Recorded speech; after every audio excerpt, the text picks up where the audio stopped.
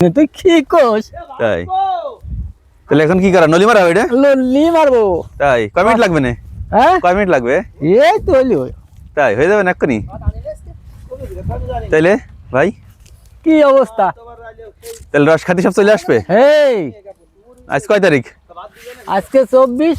তাহলে আজ বিকেলে আসলে তো পাবেন তাই না হ্যাঁ 24 ডিসেম্বর এই জায়গাটার নাম হচ্ছে দক্ষিণ পাড়া তাই না দক্ষিণ পাড়া খালিয়া খালিয়া।